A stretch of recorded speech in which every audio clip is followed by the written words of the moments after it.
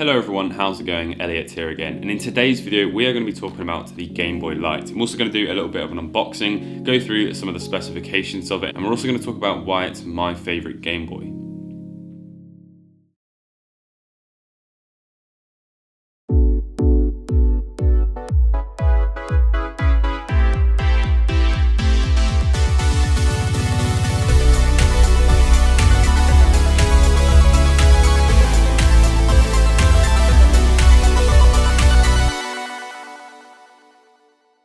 So I'm sure you've all heard of the Game Boy Pocket. That was released in 1996, which was a little bit of a while after 1989 when the first DMG came out.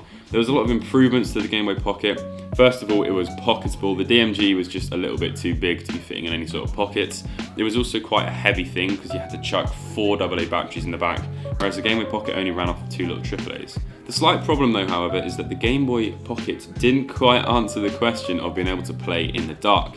Of course, you could buy those little worm lights, and often magnifying lenses had little lights on them, but they just led to loads of problems, including looking absolutely terrible.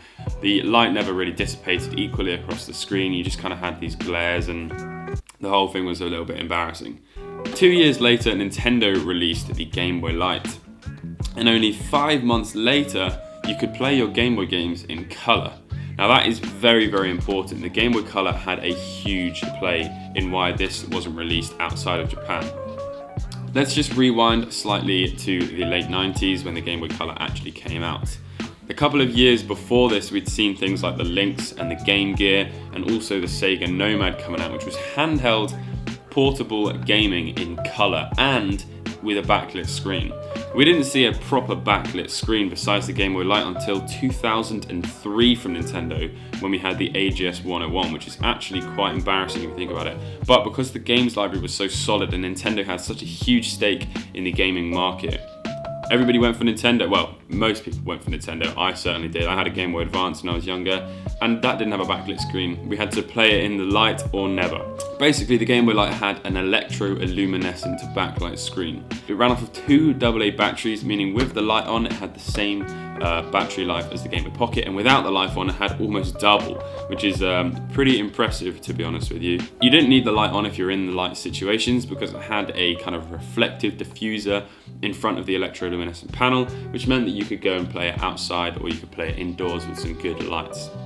The Game Boy Color had absolutely no backlight, but as I said, you could play in color, which means that when this came out, it completely eclipsed the Game Boy Light, and no one cared about the Game Boy Light anymore.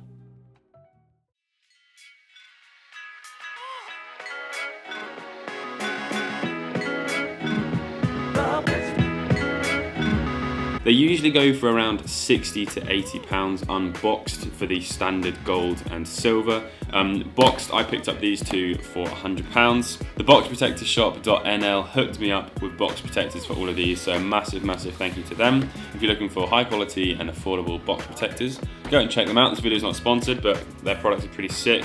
Also, Game Boy Light boxes are far bigger than Game Boy Pocket and Game Boy Color boxes, so yeah, it really helped me out by getting those. So the boxes don't look too different to what we're used to seeing from Nintendo, but certainly look very, very cool with all of the Japanese writing going on. On the back, it mentions that it obviously has the electroluminescent screen, has better battery life, and I'm assuming that means kind of game compatibility with everything. Funnily enough, it then has some dimensions on the back there as well, including the weight. The screenshot of the Game Boy shows off the awesome, awesome electroluminescent screen. And yeah, they definitely haven't been shy to label Game Boy Light all over the box. So taking them out of the box, you don't notice a big difference between the Game Boy Light and the Game Boy Pocket. And from first glance, everything looks exactly the same, you just have a bigger battery compartment. But actually that isn't quite right. The Game Boy Light is slightly taller, slightly wider, and slightly thicker only because of that AA battery compartment. I recently did a video on this Game Boy Pocket where I spray painted it, and then I did another video backlighting it, and my friend over on Instagram, I think his Instagram name is SKUMFK, he's got a really, really cool collection. He hooked me up with a box for the gold Game Boy Pocket, which means that I can now give my uni lad Game Boy Pocket a housing, which is really, really cool. So as I mentioned in one of my previous videos about the Game Boy Light uses very, very similar components from the Game Boy Pocket. Everything, even down to things like the buttons, are pretty much the same. The Game Boy Light uses the A and B buttons from the Game Boy Color though, which is quite interesting, or the Game Boy Color uses the Game Boy Light ones in terms of timeline wise. The screen lens is slightly bigger.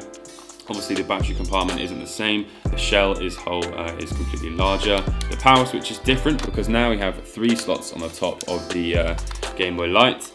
All the things such as the link port and the headphone jack and the charger and the contrast and volume wheel, all of those things are exactly the same and all in the exact same place. The screen size and quality is exactly the same. Obviously the only difference is this one now has a backlight in it. The magic of the Game Boy Light doesn't happen though until you put some batteries in it and turn it on without the lights on. I can't imagine how incredible it would have been having a Game Boy Light when I was younger, or even any Game Boy with a proper backlight in it. Obviously the AGS 101 wasn't exactly the most easy thing to obtain, even now, but for people in the UK like myself, yeah, the AGS 101 was pretty inaccessible. I'm really happy to own 4 or 5 of these. Most of them I bought faulty and just repaired. They're really awesome consoles. They feel great, they look great, and functionally they're absolutely exceptional. And I'd go as far as to say that this is the best way of playing your original Game Boy games. If you're not very good at modding but you want to play your Game Boy games, honestly I'd recommend saving up money and getting the Game Boy Light. It's authentic and it's clear and it's actually very practical and useful. I hope you've all enjoyed this video. It's been a little bit more of an informative one. If you did, leave a like. If you're new to the channel, please consider subscribing, and I'll catch you in the next video. Peace.